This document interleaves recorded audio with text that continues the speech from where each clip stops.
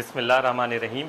आज का जो हमारा लेक्चर है वो लास्ट टॉपिक है इस चैप्टर का आपका। इसके बाद हम इंशाल्लाह समरी और जो आपके न्यूमेरिकल्स हैं वो करेंगे, एग्जाम्पल्स भी करेंगे नेक्स्ट लेक्चर में। और जो लास्ट टॉपिक है वैसे तो आपका 2.5 है ये, और लास्ट टॉपिक आपकी बुक के हिसाब से 2.7 है, मोशन ड्यू टू ग्रेविटी। लेकिन इसको हम लास्ट में पढ़ रहे हैं, ग्राफिकल एनालिसिस ऑफ मोशन। इसके लिए जो फाउंडेशन चाहिए थी वो हम बना चुके हैं। हमने आइडिया सीखना था एरिया का, तो हमने लेंथ, एरिया, सरफेस एरिया और वॉल्यूम का आइडिया सीखा। फिर हमने एक और आइडिया सीखना था, वो था स्लोप। अच्छा, स्लोप का एक और नाम है, वो है ग्रेडियंट, ये आपने याद रखना है। अब मैं थोड़ा सा इसको कनेक्ट करना चाहता हूँ कि स्लोप या ग्रेडियंट क्या है।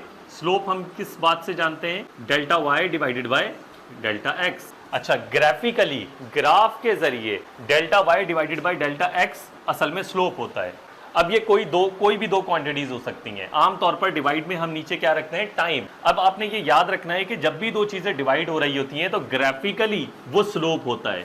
अलजब्राइकली आप उसको सॉल्व करते हुए आए। मिसाल के तौर पे अगर मैं डिस्प्लेसमेंट डिवाइडेड बाय टाइम कर दूंगा तो ये चीज बन जाएगी वेलोसिटी।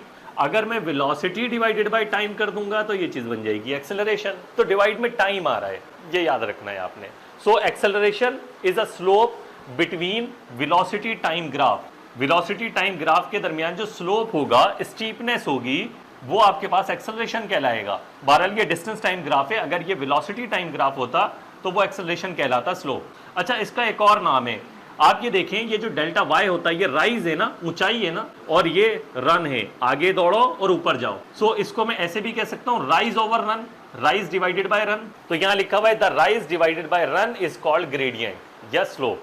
ठीक है, ये दूसरा नाम भी है इसका। ग्राफिकली स्लोप कहते हैं हम, अलजब्राइकली वो क्वांटिटी फॉर्मूले पे डिपेंड करता है। आमतौर पर जो चीज डिवाइड में होती है उसको हम एक्स एक्सिस पे प्लॉट करते हैं अगर टू डायमेंशनल ग्राफ बनाना है तो, और जो ऊपर वाली क्वांटिटी है जो राइज है उसको हम कहां प्लॉट करते हैं? वाई एक्सिस पे। ऑब्वियसली राइज ओवर रन कह रहा हूं मैं, तो ऊपर वाली क्वांटिटी राइज होगी और नीचे वाली क्वांटिटी रन होगी। यहां तक बात समझ आती है? अगर ये डिस्प्लेसमेंट टाइम ग्राफ होता तो ये वेलोसिटी बन जाता। अब टाइम में कहां प्लॉट करता? एक्स एक्सिस पे, क्योंकि अब भी डिवाइड में है। और वाई एक्सिस पे क्या प्लॉट करता? राइज, डिस्प्लेसमेंट, और ये चीज क्या बन जाती? वेलोसिटी बन जाती। यहां तक क्लियर है मामला? इसी तरह से आपके पास दो वेरिएशन है, एक डिस्टेंस टाइम ग्राफ आपको समझाया गया है, ये डिफरेंट ग्राफ्स उसकी एग्जांपल्स हैं, और उसके बाद स्पीड टाइम ग्राफ समझाया गया है इस सेक्शन के अंदर। उसके बाद इक्वेशन ऑफ मोशन आ जाती है। मैं आपको वन डायमेंशन से, क्योंकि हम कंप्लीटली बेसिक्स बना के चल रहे हैं, तो मैं आपको वन डायमेंशन ग्राफ से स्टार्ट करूंगा कि वन डायमेंशन में कैसे सीखना है। उसमें मुख्तलिफ बातें हमें पता लगती हैं, टू डायमेंशन से हमें मुख्तलिफ मालूमात पता लगती है। ओके प्यारे बच्चों, यहाँ पे आपको मुख्तलिफ लाइनें नजर आ रही हैं। ये टाइम की लाइन है, यहाँ लिखा हुआ है मैंने, टाइम नेगेटिव में नहीं होता तो इसलिए नेगेटिव नंबर्स नहीं है यहाँ पर। उसके बाद दूसरा पैरामीटर हमने क्या निकाला था? पोजीशन। तो ये एक्स एक्सेस, वो नेगेटिव एक्स एक्सेस, पोजीशन में नेगेटिव होती है। इसी तरह से मैंने डिस्टेंस की नंबर लाइन अलग बनाई है। डिस्टेंस कभी नेगेटिव में होता है? नहीं होता।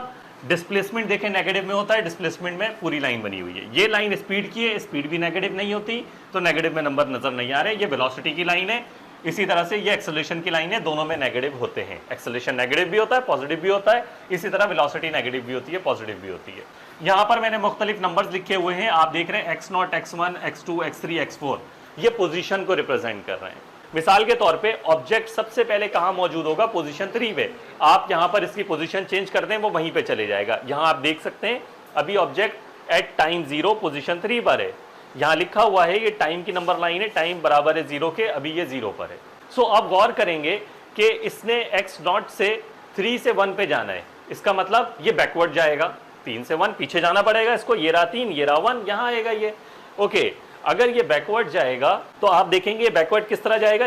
ये 1 सेकंड में इतना फासला तय करेगा। 3 से 1 जाएगा। मैंने इस तरह से एनिमेशन बनाई है, पहले समझा दूं ना, ताकि मैं रन करूं तो आपको बात समझ आए कि हो क्या रहा है। जैसे जैसे ये मार्च करेगा टाइम 1 सेकंड की तरफ, ऐसे ऐसे ये 1 सेकंड में यहां पहुंच जाएगा। ओके, जैसे जैसे टाइम पास होता रहेगा ये अपनी ट्रेवलिंग करता रहेगा, और जैसे ही 1 सेकंड कंप्लीट होगा ये 1 पे पहुंच जाएगा।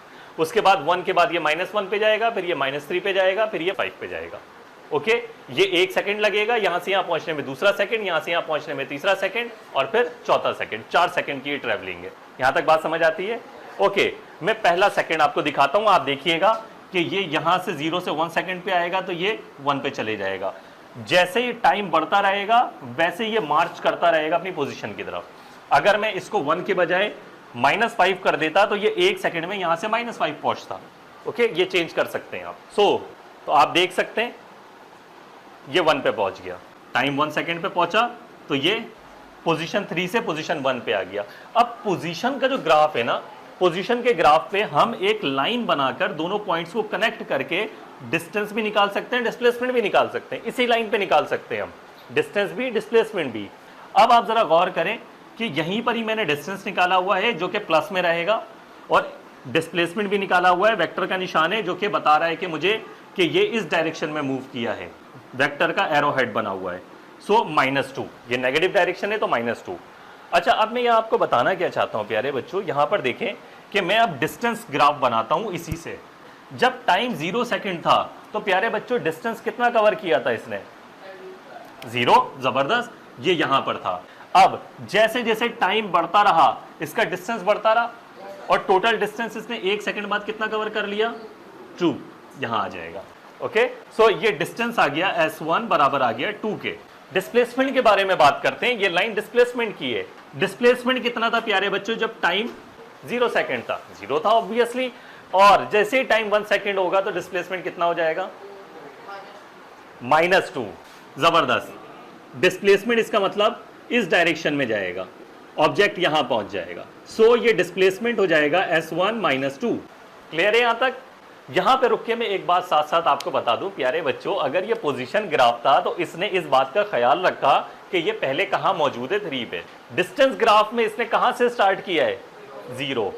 हालांकि सेम चीज बता रहा है, ये भी डिस्टेंस 2 बता रहा है, ये भी डिस्टेंस 2 बता रहा है, ये डिस्प्लेसमेंट -2 बता रहा है, ये डिस्प्लेसमेंट -2 बता रहा है। जरा गौर करने की बात है, पोजीशन क्या करता है कि पोजीशन का ख्याल रखता है, और डिस्टेंस की अगर लाइन होगी और डिस्प्लेसमेंट की लाइन होगी तो वो स्टार्ट 0 से करेगा।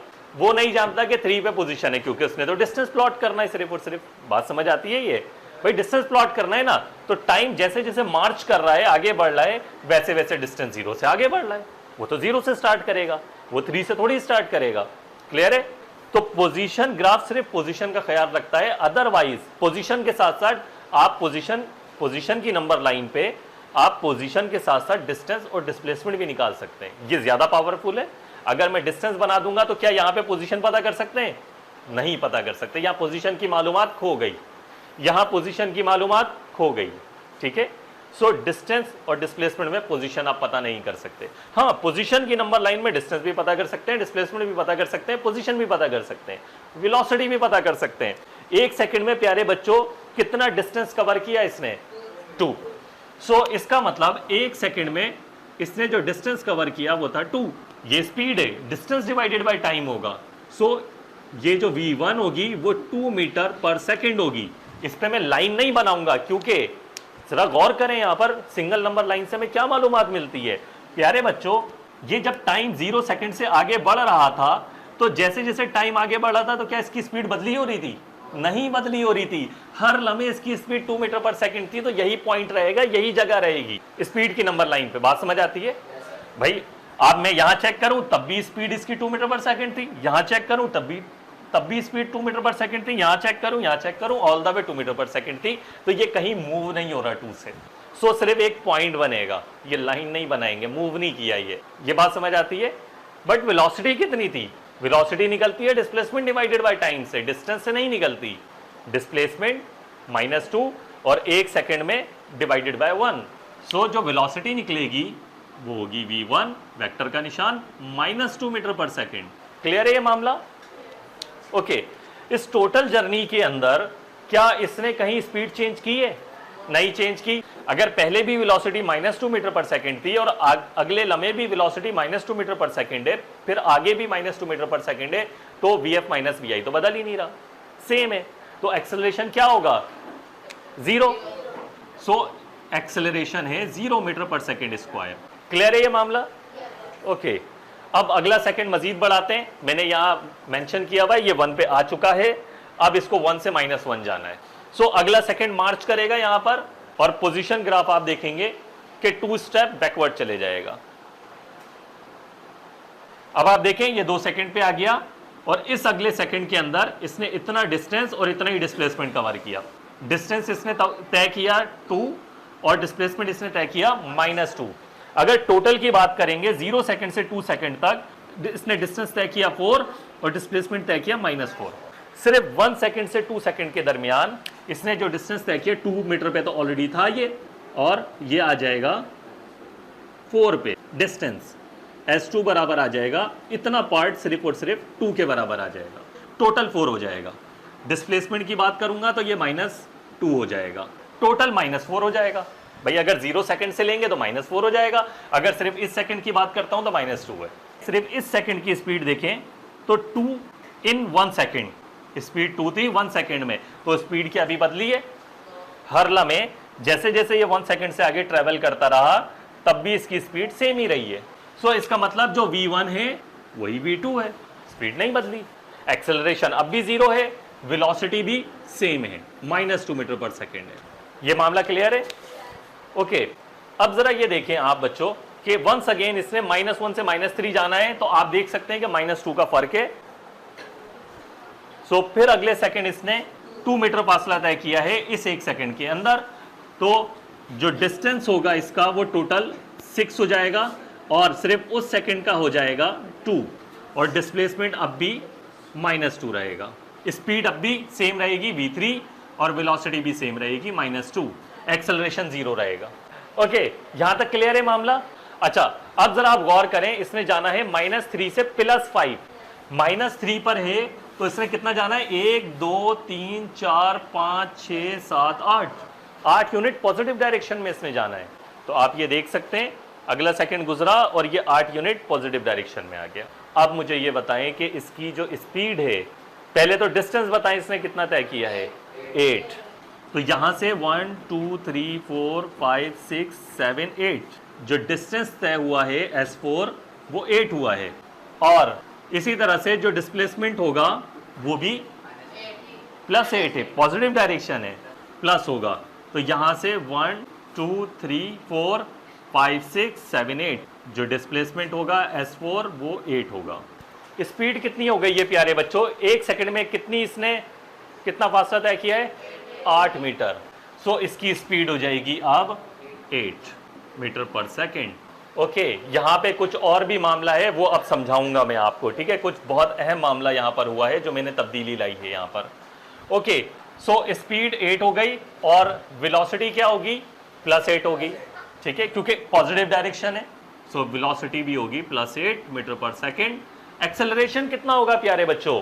माइनस करें, final velocity minus initial velocity, 8 minus final velocity ये है माइनस इनिशियल वेलोसिटी जो खुद -2 थी। सो वेलोसिटी में तब्दीली आई है 10 मीटर पर सेकेंड की, 1 सेकंड में 10 मीटर पर सेकेंड की तब्दीली आई है। तो एक्सेलरेशन कितना है यहाँ पर? 10 मीटर पर सेकेंड स्क्वायर। तो एक्सेलरेशन आ गया A4 10 मीटर पर सेकेंड स्क्वायर। यही A1 था, A2 था, A3 था, और चौथे सेकंड में 10 मीटर पर सेकेंड स्क्वायर का एक्सेलरेशन आ गया, ठीक है? अच्छा, अभी बताने का मकसद ये है आपको प्यारे बच्चों, ये एक्सेलरेशन 10 मीटर पर सेकेंड स्क्वायर का नहीं है, गलती है। इसको मैं क्लियर करता हूं अब आपको एक एग्जांपल समझा के। यहां पे एक अहम पॉइंट है जिसकी वजह से मैंने 1 डायमेंशनल लाइन बनाई थी ताकि आपको प्रॉपरली बातें समझ आए। ये वाली मालूमात आपने संभाल के रखनी है जो हमें 1 डायमेंशनल लाइन से मिलती है। अब एक्सेलरेशन वाला मामला मैं आपको समझाता हूं होता क्या है। प्यारे बच्चों, मुझे ये बताएं जरा, अगर तो 1 सेकेंड में पूरा 1 सेकेंड लगे और उस 1 सेकेंड के अंदर जो आपकी वेलोसिटी बदले, पहले 2 मीटर पर सेकेंड की वेलोसिटी थी vi 2 मीटर पर सेकेंड, और पूरा 1 सेकेंड लगे वेलोसिटी हो जाए 5 मीटर पर सेकेंड vf। तो प्यारे बच्चों, ये 2 से 5 तक पहुंचने में वेलोसिटी को कितना टाइम लगा है? 1 सेकेंड लगा है। इट मीन्स कि अगर मैं इसको पोजीशन ग्राफ पे बनाऊं तो क्या होगा कि अगर ये 3 से स्टार्ट हुआ और वेलोसिटी 3 की वेलोसिटी बदली है, सो इट मीन्स कि ये पॉजिटिव में ट्रैवल करेगा। ओके, अगर ये रुका हुआ था तो पॉजिटिव में ट्रैवल करेगा, अगर पहले से चल रहा था तो फिर पहले तो उसको, अगर अपोजिट डायरेक्शन में है, अगर नेगेटिव में चल रहा था तो पहले इसको ये स्लो करेगा, रोकेगा और फिर डायरेक्शन बदलेगा, ये बाद में काम होगा। अगर ऑलरेडी ये चल रहा था 2 मीटर पर सेकंड की स्पीड से, तो ये इसको स्पीड अप करेगा, स्पीड बढ़ाएगा। तो इस केस में पहले से 2 मीटर पर सेकंड की स्पीड से चल रहा है ये, तो इसको इसने स्पीड अप ही करना है, 3 की स्पीड बढ़ानी है 1 सेकंड में। सो 2 मीटर पर सेकंड की स्पीड से ये चल रहा था और इसने कुछ ना कुछ डिस्प्लेसमेंट तय किया और वो डिस्प्लेसमेंट आप फॉर्मूले से निकाल सकते हैं, s equal to V I T plus half A T square से। ए पता है आपको 3 है, ओके। टाइम कितना लगाया है? 1 सेकेंड इसने, ओके। प्यारे बच्चों, बताने का मकसद क्या है, अभी मैंने ये फॉर्मूले से कैलकुलेट करके नहीं लिखा, आप देख लेना क्या फॉर्मूले से आएगा। बताने का मकसद क्या है कि 1 सेकेंड में यहाँ पे इसकी स्पीड थी वी आई 2 मीटर पर सेकेंड, यहाँ पे इसकी स्पीड हो गई 5 मीटर पर सेकेंड। अब बताने का मकसद क्या है, थोड़ा सा आगे जाऊंगा तो स्पीड 2.1 हो जाएगी, 2.2, 2.3, 2.4 और यहाँ पहुँचते पहुँचते 5 हो जाएगी। 1 सेकेंड लगा इसको पूरा का पूरा 3 की स्पीड का फर्क लाने में, ये बात ठीक है, ओके। अब 3 का एक्सेलरेशन था तो पूरा 1 सेकेंड लगा इसको। अब मुझे ये बताएं प्यारे बच्चों, अगर 6 का एक्सेलरेशन होता और मैं आधा सेकेंड लगाता, हाफ सेकेंड, तो कितनी स्पीड बढ़ जाती? 6 के एक्सेलरेशन पे आधा सेकेंड लगाता, अगर 6 के एक्सेलरेशन पे पूरा सेकेंड लगाता तो 2 से बढ़ के कितनी हो जाती? 6 बढ़ेगी ना। अगर सुने फिर से, अगर 2 की स्पीड थी, 3 का एक्सेलरेशन लगा तो पूरे 1 सेकेंड में 2 से बढ़ के 5 हो गए, 3 का इजाफा हो गया। अगर 2 की स्पीड ही है और मैं 3 का एक्सेलरेशन नहीं लगा रहा बल्कि अब 6 का लगा रहा हूं, तो 2 में कितने इजाफा होगा स्पीड का? 8 हो जाएगी, ठीक है। तो यहां तक पहुंचते पहुंचते 8 हो जानी चाहिए इसको। अब मैं पूरे सेकंड के लिए नहीं लगा रहा, पूरे 1 सेकंड के लिए नहीं लगा रहा 6 का एक्सेलरेशन, मैं आधे सेकंड के लिए लगा रहा हूं। तो क्या होगा, यहां से इसने बढ़ना शुरू किया 2.1, 2.2, 2.3, पूरे सेकंड तक तो इसने 8 बनाना है। एक्सेलरेशन है 6 मीटर पर सेकंड स्क्वायर का। अगर ये पूरा सेकंड लेगा तो इसकी स्पीड को ये बढ़ाकर 8 कर देगा, ओके। अगर ये आधा सेकंड में इसको दूं तो क्या होगा, पूरे सेकंड में इसने 6 की स्पीड बढ़ानी थी, तो आधे सेकंड में कितनी बढ़ानी होगी? आधी बढ़ानी होगी, 3 बढ़ाएगा, ठीक है। अगर इसको मैं आधा सेकंड दूं तो इसने यहां तक 8 करनी थी, और अगर यहां मैं चेक करूंगा तो सिर्फ और सिर्फ उसकी आधी बढ़ा पाएगा और ये हो जाएगी 5 मीटर पर सेकंड। ये बताने का मकसद है। अगर आप एक्सेलरेशन ज्यादा लगा रहे हैं और टाइम कम दे रहे हैं तो स्पीड तो बढ़ रही है। अब मैंने सिर्फ और सिर्फ आधे सेकंड तक अगर स्पीड बढ़ाई है एक्सेलरेशन 6 का देकर, तो इसकी स्पीड 5 तक बढ़ेगी, 6 की आधी बढ़ेगी, 6 की आधी 3 होती है, तो 2 से 5 तक पहुंच जाएगी 6 के एक्सेलरेशन पे।